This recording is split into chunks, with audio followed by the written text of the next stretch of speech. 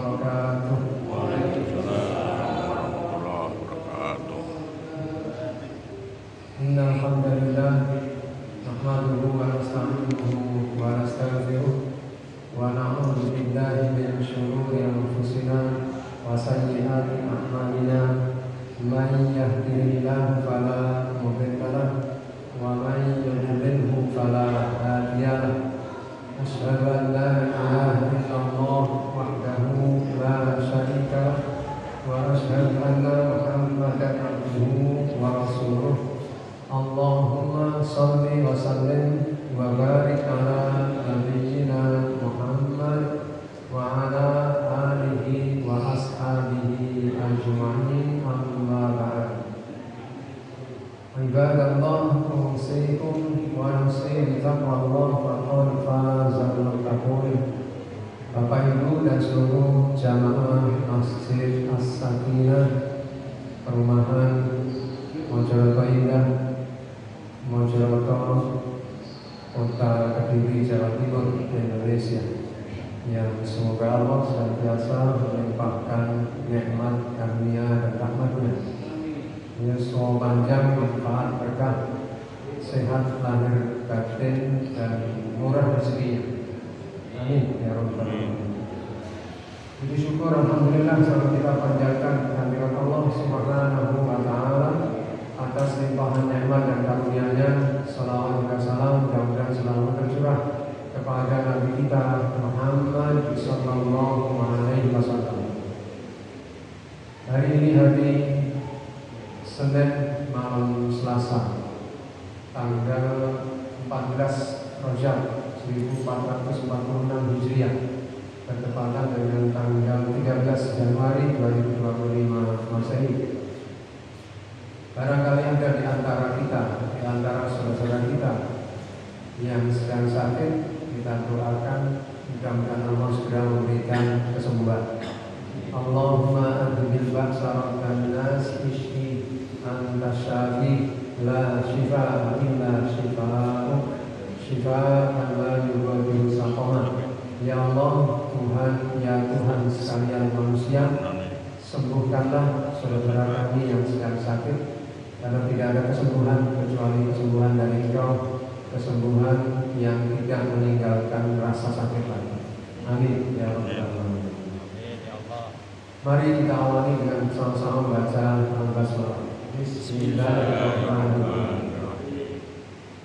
Di pertemuan yang lalu, di tahun lalu, ini sudah tahun baru, jadi saya katakan tahun lalu, kita telah mempelajari dengan judul keutamaan istighfar, yakni surah Nuh ayat 10, 11, 12. Faqul tastaghfiru rabbakum innahu kana ghaffara yursilis samaa'a 'alaikum midrara wa yumdidkum bi amwalin wa banina wa yaj'al lakum jannatin wa yaj'al lakum anhara. Maka aku mengatakan, mohonlah ampunan kepada Tuhan kalian, karena sungguhnya Dia Maha Pengampun. Niscaya Dia akan memperbanyak harta bendamu dan anak keturunanmu, dan niscaya Dia akan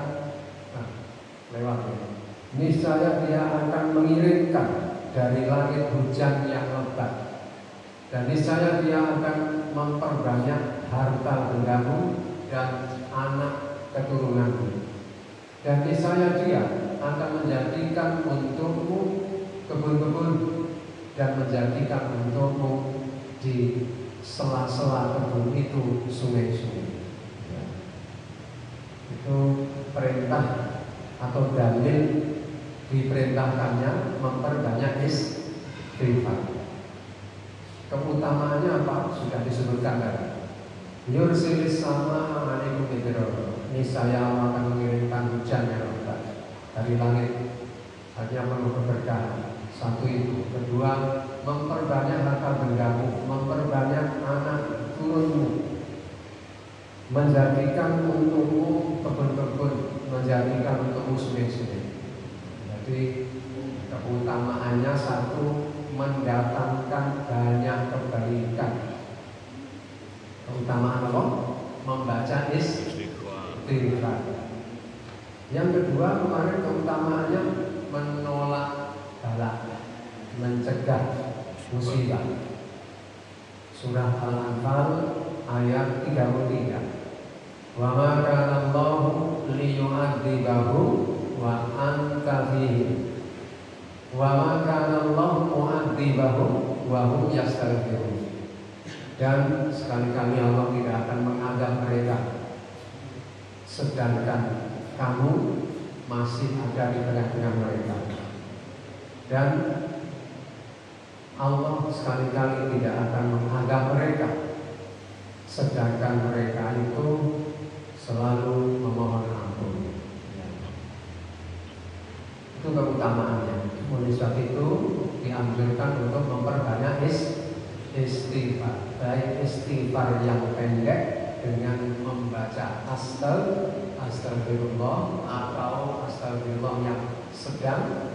Astagfirullah la ilaha illa huwal hayyul qayyum wa atubu ilaihi. Apa itu? Astagfirullahaladzim alladzi la ilaha illa huwal hayyul qayyum wa atubu ilaihi. Atau yang sayyidul istighfar. Allahumma anta rabbi la ilaha illa anta khalaqtani wa ana 'abduka wa ana 'ala ahdika wa wa'dika mastata'tu. A'udzu bika min syarri ma sana'tu. A'udzu laka bi ni'matika 'alayya wa a'udzu bi dzambi faghfirli. Fa innahu la yaghfiru dzunuba illa anta. Itu sayyidul istighfar. Barang siapa membaca ini di siang hari dan dia meninggal sebelum datang waktu malam, maka Allah akan memasukkannya atau akan menjadikannya menjadi penghuni surga. Dan barang siapa yang membaca sayyidul istighfar di malam hari, lalu dia meninggal sebelum datangnya waktu siang, maka Allah akan menjadikannya penghuni surga. Baca apa tadi? Sayyidul istighfar. Jadi banyak-banyak membaca istighfar. Baik, selesai soal itu. Mudah-mudahan Bapak Ibu ketika sudah terkirim materinya lalu kersa membaca. Di mouse mau di mouse YouTube atau mouse itu. Sekarang kita akan mengkaji surah An-Nisa ayat 123, 124, 125. Temanya, judulnya malam hari ini adalah pahala itu ditentukan oleh amal perbuatan, bukan ditentukan oleh pengakuan belaka. Ya. Judulnya ini. Saya bacakan ayatnya. A'udzu billahi minasyaitonir rajim. Sare-sare nggih. Terapi nggih. Monggo saya ulang. A'udzu billahi minasyaitonir rajim. Monggo. A'udzu billahi minasyaitonir rajim. Laisa bi amaniyikum wala amaniyi ahlil kitab. Laisa bi amaniyikum wala amaniyi ahlil kitab. Man ya'mal su'an yujza bihi wala yajid lahu min dunillahi waliyyan wala nasira. Man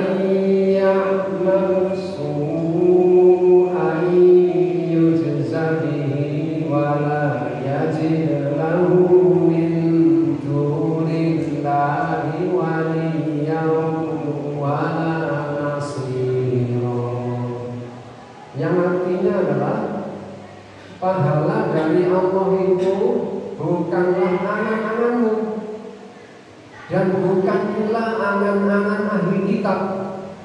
Barang siapa mengerjakan kejahatan, niscaya akan dibalas sesuai dengan kejahatan itu, dan dia tidak akan mendapatkan pelindung dan penolong selain Allah.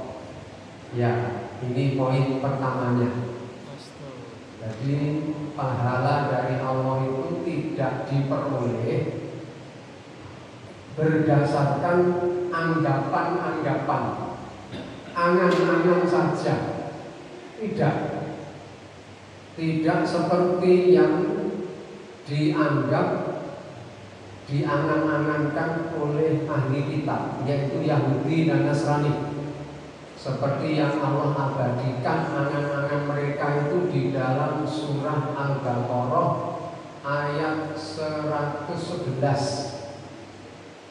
Wa qalu lan yadkhulal jannata illa man kana hudan aw nasara tilka amaniyuhum qul hatu burhanakum in kuntum shadiqin. Wa qalu, dan mereka mengatakan, maksudnya mereka adalah umat Yahudi dan Nasrani. Umat Yahudi mengatakan, tidaklah sekali-kali masuk surga kecuali orang-orang yang beragama Yahudi. Orang-orang Nasrani juga mereka mengatakan, sekali-kali tidak akan masuk surga kecuali orang-orang yang memeluk agama Nasrani. Tilka amaniyuhum, itu hanyalah angan-angan kosong mereka. Qul, katakanlah hai Muhammad, hatu burhanakum, tunjukkan argumentasimu, tunjukkan alasan-alasan, dalil-dalilmu yang menunjukkan kepada itu jika kamu adalah orang-orang yang benar. Ya. Maka kemudian Allah menurunkan ini surah An-Nisa ayat 123 tadi. Pahala dari Allah itu tidaklah didasarkan pada angan-angan kosong itu tadi, anggapan-anggapan. Ya, saya berorganisasi Muhammadiyah, saya ini NU, saya ini kelompok apa yang lain, ya, golongan apa lagi yang lain. Yang dijamin masuk surga itu adalah golongan ini loh, golongan itu loh, golongan yang lain-lain. Tidak didasarkan pada itu, tetapi didasarkan pada siapa yang mengerjakan kejahatan pasti akan dibalasi dengan kejahatan itu pula. Dan barang siapa yang melakukan kebaikan, di ayat setelahnya kita baca, ini lanjutannya, ini poin yang kedua. Wa man ya'mal minas salihati min dzakarin aw untha wa huwa mu'min, wa man ya'mal minas salihati min dzakarin aw untha wa huwa mu'min faulaika yadkhuluna al-jannata wa la yudlamuna naqira. Faulaika yadkhuluna al-jannata wa la yudlamuna naqira. Yang artinya adalah, dan barang siapa mengerjakan amal kebajikan, baik laki-laki maupun perempuan, sedang dia beriman, maka mereka itu akan masuk ke dalam surga dan mereka tidak dizalimi sedikit pun.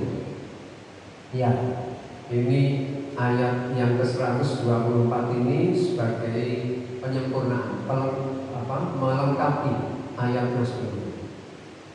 Jadi pahala itu, surga itu tidak diberikan kepada orang-orang yang hanya mengaku-ngaku aku muslim, tetapi perilakunya sama sekali tidak mencerminkan sebagai seorang muslim. Ya. Mengaku-ngaku saya ini beragama Yahudi sebagai pengikut ajaran Nabi Ibrahim, tetapi perilakunya tidaklah mencerminkan sebagai orang-orang yang beragama mengikuti agamanya Nabi Ibrahim, yakni mempersekutukan Tuhan. Mereka mengatakan bahwa Nabi Uzair itu adalah anak Tuhan, anak Allah. Orang-orang Nasrani juga begitu. Mereka mengklaim kami ini, agama kami ini adalah agama yang mengajarkan ajaran agamanya Nabi Ibrahim alaihissalam. Tetapi dalam prakteknya sama sekali tidak mencerminkan sebagai agama yang dianut oleh Nabi Ibrahim alaihissalam. Mereka mempersekutukan Tuhan, bahkan mereka mengatakan bahwa Isa itu adalah Tuhan. Ya, Isa itu adalah anak Tuhan. Ada Tuhan Ibu juga, ya, mengangkat ada Tuhan Ibu dan sebagainya. Sama sekali tidak mencerminkan sebagai orang-orang yang mengikuti agama tauhid, agama yang dianut oleh Nabi Ibrahim. Ya. Tidak mencerminkan itu. Maka omong kosong pengakuan-pengakuan itu kan, jika tidak sesuai dengan amal perbuatan. Jadi barang siapa yang melakukan kejahatan pasti dibalas dengan balasan yang buruk untuk kejahatannya lagi. Dan barang siapa yang melakukan amal kesalehan, baik itu laki-laki maupun perempuan, tidak pandang jenis kelamin, ya, sama di hadapan Allah dalam hak menerima pahalanya. Tidak laki-laki, tidak perempuan, barang siapa di antara mereka melakukan amal kesalehan pasti diberi pahala kebaikan berlipat ganda, minimal 10 kali lipat. Ya. Jadi pemberian pahala itu tidaklah dibedakan atas dasar laki-laki perempuan. Tidak seperti pembagian harta waris. Kalau harta waris kan laki-laki mendapatkan 2 kali bagian perempuan. Tapi kalau pahala tidak, sama. Laki-laki perempuan mempunyai hak mendapatkan pahala yang sama. Tidak tepat ungkapan bahasa Jawa wong wedok kuwi suwarga lunut rokok ketut, itu tidak benar. Nah, itu tidak benar. Dalam konteks ini tidak benar. Kan banyak contohnya. Ada seorang istri yang tidak solihah, tapi suaminya soleh, yaitu Nabi Nuh, Nabi Lot. Istrinya tidak ikut menjadi solihah. Ada yang istrinya solihah, tapi suaminya tidak soleh. Sinten itu? Firaun mempunyai istri Asia. Asia itu solihah. Jadi itu tidak nunut tadi. Ya, suara nunut, rokok ketut. Tapi juga tidak sepenuhnya salah. Ungkapan itu tidak sepenuhnya ada benarnya juga. Artinya kepada para suami hendaknya berupaya untuk mensolehkan istrinya, ya, supaya nanti masuk swarga iso istrinya itu nurut, karena dibimbing tadi itu, dibimbing. Sebaliknya jangan dibiarkan supaya tidak masuk ke dalam. Baik, sekali lagi yang kedua itu poin yang kedua. Jadi didasarkan pada amal perbuatan. Di dalam beberapa hadis ini disebutkan. Hadis diriwayatkan oleh Ibnu Mardawih. Di sini disebutkan sumbernya dari Abdullah bin Umar. Abdullah bin Umar menceritakan perihal Abdullah putranya Umar bin Khattab menceritakan tentang Abu Bakar As-Siddiq. Ketika Abu Bakar As-Siddiq sedang bersama Nabi SAW, maka turunlah firman-Nya, barang siapa yang mengerjakan kejahatan niscaya akan diberi pembalasan dengan kejahatan itu, dan seterusnya sampai akhir ayat 123 yang tadi kita baca. Rasulullah SAW bersabda, "Hei Abu Bakar, maukah aku bacakan kepadamu suatu ayat yang baru saja diturunkan kepadaku?" Abu Bakar menjawab, "Tentu saja aku mau, wahai Rasulullah." Rasulullah SAW membacakan ayat tersebut kepadaku, dan tanpa aku sadari punggungku terasa amat pegal hingga aku menggeliat meluruskannya sambil senden tembok, seperti bapak-bapak di masjid Asy-Syafi'iyah.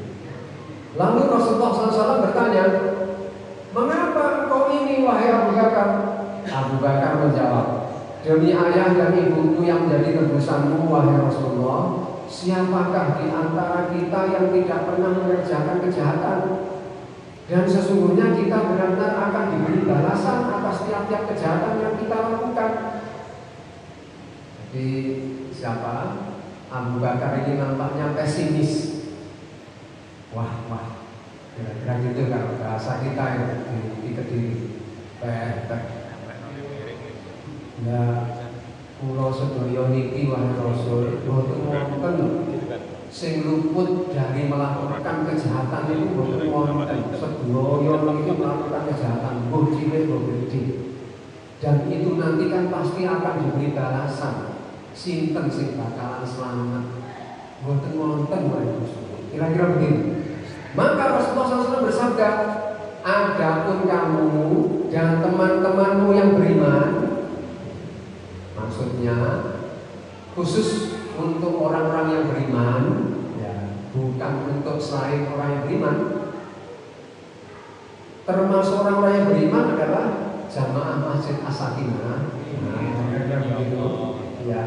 Maka sesungguhnya kalian diberi pembalasan dengan hal tersebut di dunia, hingga kalian menghadap kepada Allah kelak, sedangkan kalian tidak mempunyai dosa lagi.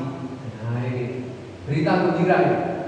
Jadi kata Rasul kepada Abu Bakar As-Siddiq, "Hei Abu Bakar, kuwi rasa pegel sing mbok rasane mau, yang menyebabkan kamu rotok enak mau kuwi termasuk musibah.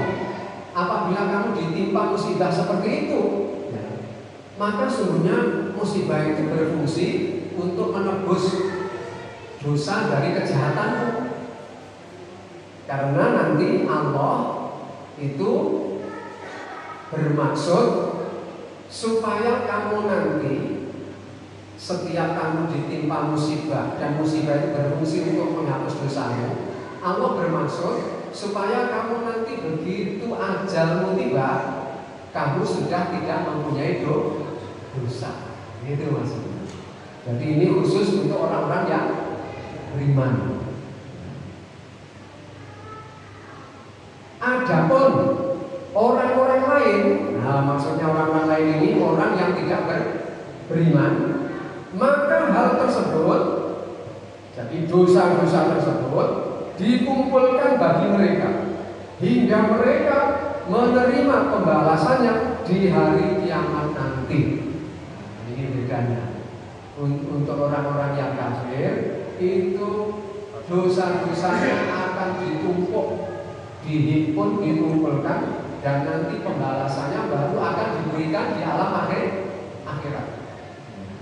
Ini sangat menyakitkan kalau diberikan adabnya, balasannya di alam akhirat. Maka beruntunglah kita, karena kita disegerakan adabnya di dunia. Di dalam riwayat yang lainnya lagi, ini siapa ini yang meriwayatkan hadis dari Ibnu Mardawih juga ini.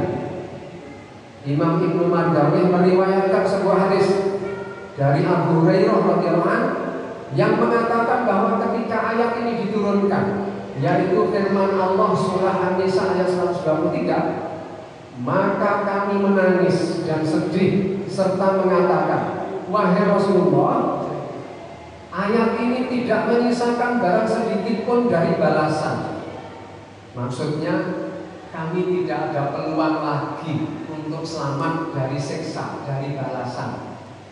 Pasti kami semuanya akan disiksa. Kira-kira. Lalu Rasulullah SAW bersabda, ingatlah demi Tuhan yang jiwaku berada di dalam genggaman kekuasaannya. Sesungguhnya ayat ini memang mempunyai arti seperti apa yang diturunkan. Tetapi bergembiralah kalian, dekatkanlah diri kalian kepada Allah, dan teguhlah kalian pada jalan yang lurus. Karena sesungguhnya tiada suatu musibah pun di dunia ini yang menimpa seseorang di antara kalian, melainkan Allah menghapuskan karenanya sebagian dari dosa-dosanya, sehingga duri yang menancap pada telapak kaki seseorang di antara kalian. Nah, ini Rasulullah menganjurkan kepada orang yang ditimpa musibah, sedang orang ini istiqomah beribadah kepada Allah, ya, bertakwa kepada Allah, beriman, kok ditimpa musibah, Rasulullah menyampaikan berita gembira, bergembiralah kamu, karena setiap musibah yang menimpamu itu, ya, termasuk yang paling ringan, hanya tertusuk duri, atau mungkin sedino hanya berduit, nah misalnya, ini juga musibah kira-kira ya. Itu ramah tertentu, sirkulit nanti nyekel duit, nah enggak nyekel duit sedikit itu sudah mengalami musibah. Jika itu dianggap sebagai musibah, sesuatu yang tidak mengenakan, maka itu fungsinya menebus dosa. Bagi siapa? Bagi orang yang beriman, ya. Dan tidak berlaku untuk orang yang tidak beriman. Di riwayat yang berikutnya lagi, Imam Ahmad meriwayatkan, ini bahkan ada seorang sahabat justru minta diberi musibah. Bayangkan, Imam Ahmad meriwayatkan dari Abu Sa'id Al-Khudri yang menceritakan bahwa seorang lelaki datang kepada Rasulullah SAW lalu bertanya, bagaimanakah pendapatmu tentang berbagai penyakit yang menimpa diri kami? Apakah imbalannya bagi kami, wahai Rasulullah? Ya. Nabi SAW menjawab, imbalannya adalah berbagai macam kifarat, ya, artinya berbagai macam penghapus dosa. Jadi ada lelaki bertanya, wahai Rasulullah, bagaimana pendapatmu tentang penyakit yang menimpa diri kami? Apa imbalannya? Kok kami ditimpa penyakit, ditimpa musibah dan lain sebagainya? Rasulullah menjawabnya, imbalannya adalah berbagai penebus dosa. Kemudian ayahku ikut bertanya, sekalipun musibah itu ringan, wahai Rasulullah, Nabi SAW menjawab, bahkan duri yang menusuk kakinya hingga yang lebih ringan lagi. Zainab binti Ka'ab melanjutkan kisahnya bahwa setelah itu ayahnya, yaitu Ka'ab ibnu Ujrah, berdoa untuk dirinya sendiri. Doanya itu isinya adalah, semoga selama hidupnya ia tidak terpisah dari sakit hingga mati, agar dirinya tidak berpaling dari ibadah haji, umroh, jihad, dan sholat fardu dengan berjamaah. Maka tidak ada seorang pun yang menyentuh tubuhnya, melainkan ia pasti merasakan tubuhnya yang panas hingga Ka'ab bin Ujrah radhiyallahu meninggal dunia. Nah, ini semangatnya agar keinginannya untuk menghapus dosa. Demi dosanya terhapus, dia sampai berani minta berdoa kepada Allah, ya Allah, berilah aku sakit. Dengan sakit itu, biar aku tetap istiqomah beribadah. Bapak Ibu nopo mantun, ya, dungo kok nyuwun loro ya, sampai nyuwun sakit. Bukan nyuwun sakitnya yang perlu untuk kita contoh, tapi semangat menghapus dosanya itu. Ya, ini yang harus kita teladani. Bagaimana supaya dosa-dosa kita itu terhapus. Artinya apa? Ini hadis ini mengajarkan kepada kita ini hidup di dunia kan tidak lama. Kata Rasul, umur kita itu antara 60 sampai 70. Jadi umur umatnya Nabi Muhammad itu rata-rata antara 60 sampai 70. Umpama ada yang lebih dari itu, boten kathah. Kurang dari itu, boten kathah. Sing akeh itu antara 60 sampai 70. Ya. Bapak Ibu sudah berapa ya usianya? Nyuwun sing kecil nopo nyuwun sing kurang. Ya, nopo sing antara sekitar kali 70 tadi.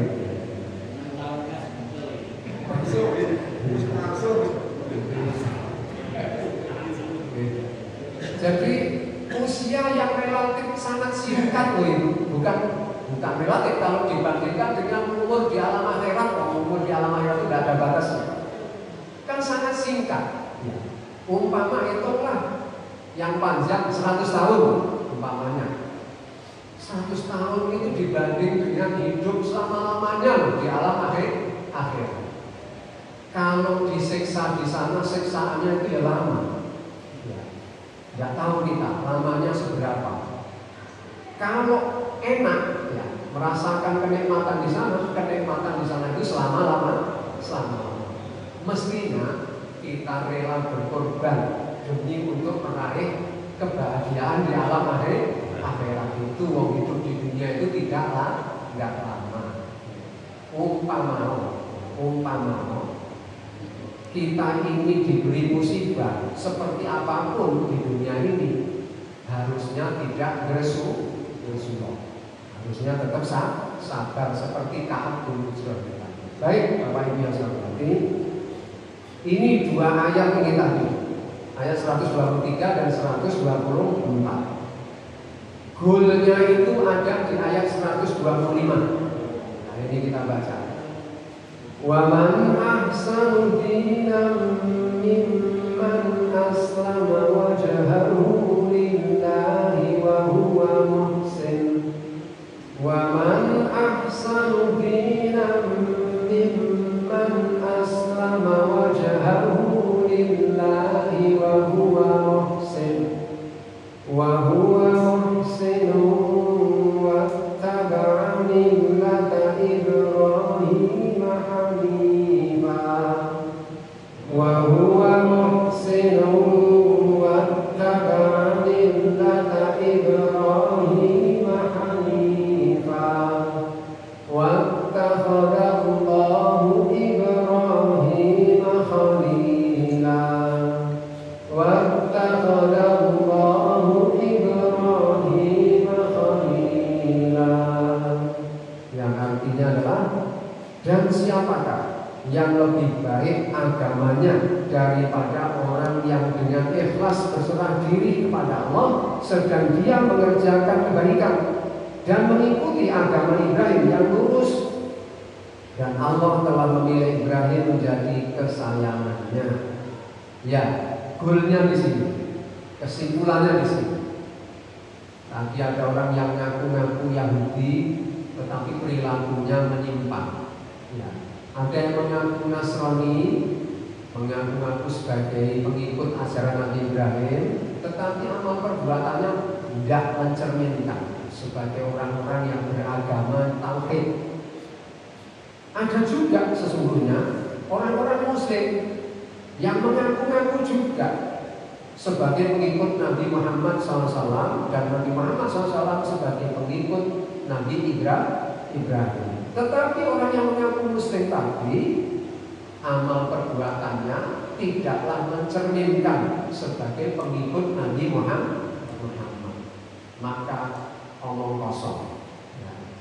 Jadi mengaku-ngaku itu tidaklah penting. Yang penting itu adalah amal perbuatannya. Itu yang pertama tadi. Yang kedua, poin keduanya tadi itu tentang hadis-hadis tadi, bahwa musibah-musibah yang menimpa orang-orang yang beriman itu fungsinya menghapus dosa. Dan poin ketiganya ini goalnya di sini. Semua tadi tidak penting. Lalu di sini menggunakan redaksi pertanyaan yang jawabannya sesungguhnya sudah jelas. Sopo sing agamane luwih apik tinimbang wong sing melaksanakan ajaran agama? Satu, didasari dengan ikhlas karena Allah, ya, dan dia melakukan kebaikan-kebaikan. Yang kedua, mengikuti syariat. Kalau di zaman Nabi Musa, ya mengikuti syariatnya Nabi Musa, umat Yahudi. Kalau di masa itu dia ini mengikuti syariat Nabi Musa dan ikhlas menjalankan karena Allah, dialah agama orang yang paling baik, ya seperti itu. Di masanya Nabi Isa hidup dulu, lalu orang ini menjalankan syariat yang dibawa oleh Nabi Isa alaihissalam dan ikhlas menjalankannya karena Allah, itulah orang yang agamanya baik. Di masa Nabi Muhammad SAW, siapapun yang hidup di masa sekarang ini, orang-orang yang ikhlas menjalankan agama karena Allah dan amalannya mengikuti syariat Nabi Muhammad SAW, itulah orang yang agamanya paling baik. Tidak perlu ngaku-ngaku. Aku ini kan ustaz, seolah-olah jadi jaminan masuk surga. Aku ini kan kiai, seolah-olah ini jaminan masuk surga. Aku ini anak kiai Gus, tapi perilakunya tidak sesuai dengan anak kiai tadi. Wong goblok-goblok nih wong kemarin, gitu, goblok kemarin. Nah, ini kan tidak sesuai, tidak mencerminkan sebagai seorang Gus. Atau mungkin mengaku sebagai cucu Nabi, tetapi perilakunya sama sekali bertentangan dengan perilaku seorang cucu Nabi. Ngejak dulu deh. Wonten, ngejak dulu deh. Wonten. Tapi ngaku-ngaku tidak sesuai. Tidak sesuai. Ini adalah orang yang agamanya tidak benar. Ya.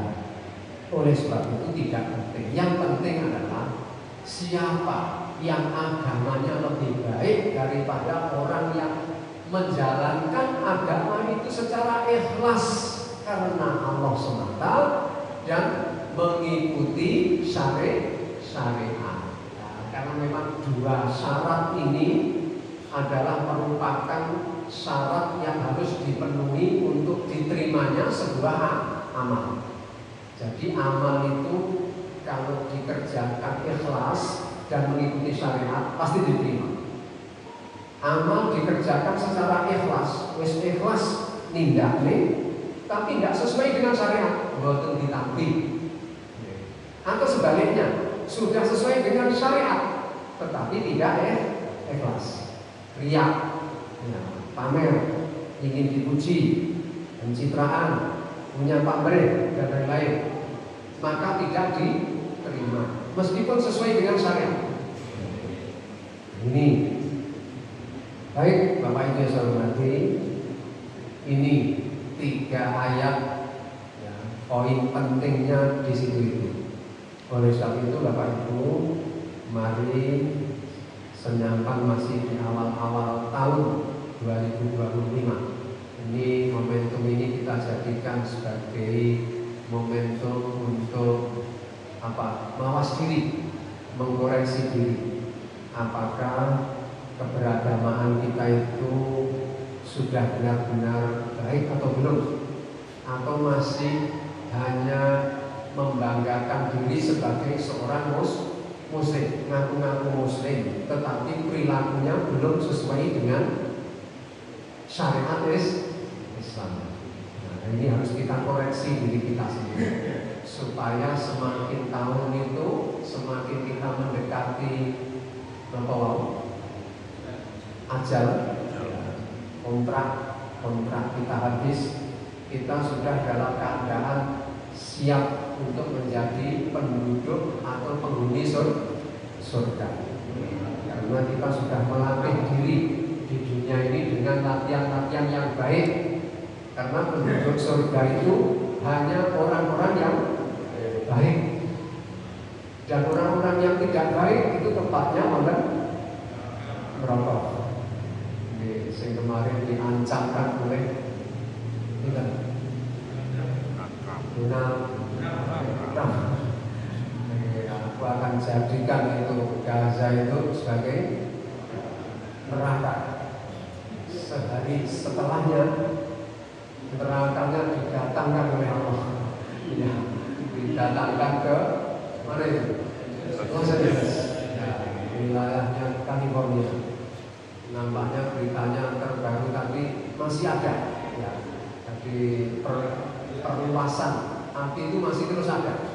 Ya, meskipun area yang kemarin sudah dipadamkan semuanya, tapi masih berpotensi untuk mencolok-mencolok.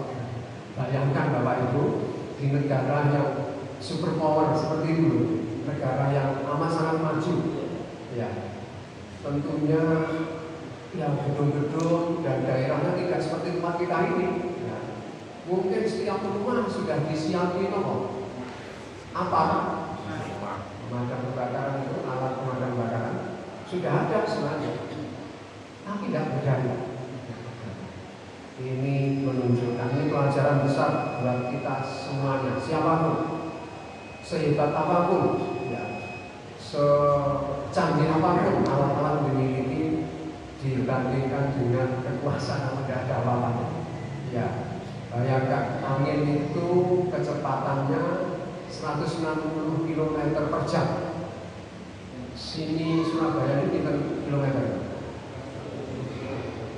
100 27. Itu aja kita tempuh jam. Kalau lewat tol itu kita kecepatannya berapa? 100 sampai 150 per jam. Itu 1 jam lebih. Kalau naiknya di tol ini ke Pasono sampai ke Waru sana, itu 1 jam lebih. 1 jam lebih. Itu kecepatan 100 sekian tadi. Ini 160 km per jam. Alangkah cepatnya. Pemadam kebakaran itu tidak sanggup. Ini disemprot, begini wis mencolok di sana. Ya, ini sedang diteliti oleh para pakar. Ini sesuatu yang masih sulit diterima oleh otak manusia, jangkauan alam manusia. Baik Bapak Ibu yang saya hormati, mudah-mudahan kita termasuk hamba-hamba Allah yang semakin hari semakin baik keberagaman kita, bukan orang-orang yang mengedepankan klaim, angan-angan kosong, tetapi mengutamakan perilaku. Tidak peduli dari golongan manapun, dan dia laki-laki atau perempuan, apakah dia ustadz atau guru atau kiai atau gus atau habib atau tuan guru besar atau TGB atau gelar-gelar apapun yang itu adalah sangat dimuliakan, dihormati dan sebagainya. rakyat jelita. Rakyat jelata atau jelita? Rakyat jelata sekalipun. Bukan itu jaminannya, tapi perilakunya itu ikhlas karena Allah dan sesuai dengan syariat agama atau tidak. Karena itulah yang menentukan baik buruknya orang beragama. Saya kira ini yang dapat saya sampaikan Bapak Ibu. Mudah-mudahan kita mendapat kebaikan, kemanfaatan, kemaslahatan dari apa-apa yang telah kita baca hari ini. Mohon maaf, kita akhiri dengan membaca Subhanakallahumma wa bihamdik asyhadu an la ilaha illa anta astaghfiruka wa atubu ilaik. Walhamdulillahi rabbil alamin. Wassalamualaikum warahmatullahi wabarakatuh. Waalaikumsalam warahmatullahi wabarakatuh.